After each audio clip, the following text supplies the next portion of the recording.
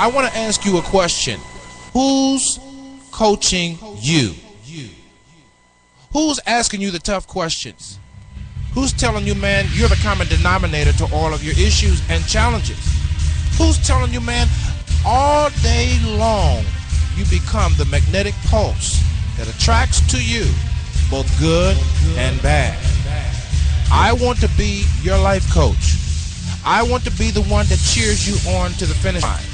I want to be the one that you ask the tough questions. And it doesn't mean that I have all the answers, but that means that you have a partner, someone who believes in you, not the you see right now, but the you can't imagine, the you that you are to become, the you are destined to be. I always say we both need the positive and the negative. It's not enough to have the knowledge of the matter, but we must have the wisdom as well. Well, wisdom settles it. And that's what I want to offer you as you join me on the Coach's Corner. I want to offer you the wisdom of the matter. Maybe it might be relationships, talking about our campaigns for more, for life, the dark room of our subconscious, our spiritual journey. Whatever it is, I want to be there to encourage you, to build you, to challenge you, to cheer you on to the finish line. I'm qualified to do this. Why? Because I'm you. Thank you so very much for joining us for another edition of the Coach's Corner. As we move forward, we thank you for joining us on the various platforms where we air and appreciate your listenership. Those listening on iTunes, subscribing to us as a radio station, a podcasting station rather, on iTunes. Thank you so very much. For those that are listening on Spreaker, Twitter, Facebook, iBroadcast TV, Spreecast, Blog Talk Radio, Voicecast, and beyond. Thank you so very much. We certainly appreciate you. Today, our thought for today is full bondage, it seems, and empty freedom. We're going to talk about what it seems like, not necessarily what it is. I want you to tell a friend about this broadcast, The Coach's Corner, with yours truly, Marcus Saletta. Surely I bring to the table my personal and professional issues, but I also have the wisdoms from the scars of the journey of life, and I trust that you will allow me the right to speak into your life. Can we get right to it? All righty. I'm waiting on my engineer to give me the go. He wants some more music. Okay. He likes the drama of the Coach's Corner theme song. Yes, and ladies and gentlemen, boys and girls, this is the Coach's Corner. All right, Mr. Engineer, you had your fun for the day. Thought is very simple. It seems like when you are doing the things that you shouldn't have done, you had more fun. Did you really? It seems like the things that you did before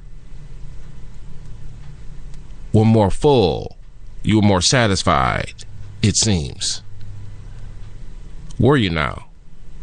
And all of a sudden, now that you've lost the weight, you feel empty. Now that you stop screaming and cussing folks out, you feel empty. Now that you've graduated from college, you have the degree, you feel empty. As long as you was bound to the books, midterms, final exams, crashing courses, speed reading, partying in between, trying to get her done. It felt like you were full. Where does that come from? I have no idea, other than familiarity. Whatever the brain is familiar with. It seems consciously that we are filling out because of the knowledge of. And new places seem empty. New avenues seem void. Where's the bliss of it? Where's the fun? You renew your vows and you work on communicating, as women always say. Or you're on your job and you got a promotion, but you have an office now versus working the floor. Why is it that prior to where we were, we felt full, but we hungered for a new place, of which we are attracted and gained that new place, and now we feel empty. It's only, I would think, because your consciousness doesn't have enough data for the new place. And I have an old saying, and I want you to adopt it regarding your new place and regarding the place from which you have come, that I will not go back. I just can't go back to the way things used to be. There is no way that I can do it. I have grown, I have matured, I have moved on, and I expect some level of emptiness. I actually do expect some level of emptiness. When I started this radio station, I felt a lot of emptiness, because it's not like running around doing videos and getting stories, with the cameras, and it's not like that. It requires a little bit more discipline, of which I don't have a problem with, but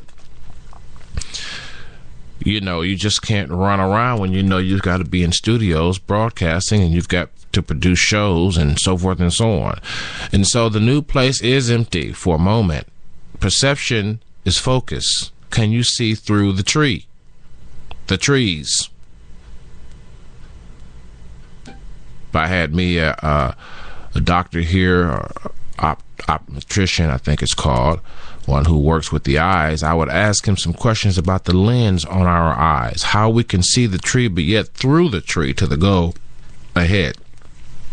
That's what we've got to do personally and professionally. And then there are times when we sacrifice the freedom that feels empty for a little bit more taste of the bondage, but unfortunately, because we're now in a new place, the bondage will never taste the same. The old, if you will, for those that are not in bondage, but you know what I mean. I'm using the term loosely. You begin to taste the past, but the past don't taste the same.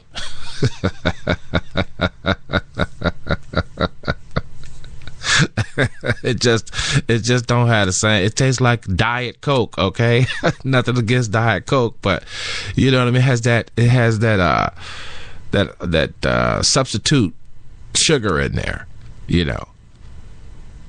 But you're gonna be all right. You're gonna be all right. I mean, freedom tastes good after you've tasted it and hung in there for a while, the new habits have to be formed, and it's just like with the Coach's Corner. Every day I'm here. I mean, I don't always want to be here, but it's part of my freedom plan. It's part of my freedom plan, and I can't go back, and I am very leery of shows that I will do that will interfere. And also, I can do this on the road if I want to, or I could do it on location if I want to. And you're going to hear some on location. They're going to be fun. You're going to hear the wind and the waves, because I'm finna head to the to the beach for spring break. Okay. But the point of the matter is this: get used to the new place. You move into a new house, it don't feel like the old one. The old house was full. It had all kinds of, whatnots and your furniture and all of these things. But now you're in a new place. You're in a new house. You're in a new body, so to speak. New weight. New wardrobe is required. New position may require a new type of celebration. Maybe you don't need to invite the old folks from the old celebration. I don't know. But what I'm saying to you is that the past don't taste like it did. So stop reaching back for it. Whatever you do, move forward. Do not sacrifice your present future for old time feeling. It's going to creep up on you now. I'm going to let you know right now, it's going to creep up on you. And as long as you be honest with yourself, you're going to be all right. Now, you start lying to yourself, you're going to have some problems. You got to be truthful with yourself. Make sure you have some integrity in there as you analyze things. I mean, and you know what? And if you feel that you need to really do something different, talk to somebody that can support you and say, you know what? I need to do something different right now. I need to put it into works because when you're in freedom, when you're in a new place, you got to make sure you fill the space with constructive movement, or else you'll be agitated and aggravated to reach back. And while the past will not taste like it once did, you'll be creating a new pattern of a past that you don't want to be associated with, all because you were too dishonest with yourself and those that support you. That, listen, I'm in a new place, so I need to fill it with some new things. It's the coach. Whatever you do, follow me on Twitter if you can. Take care of yourself.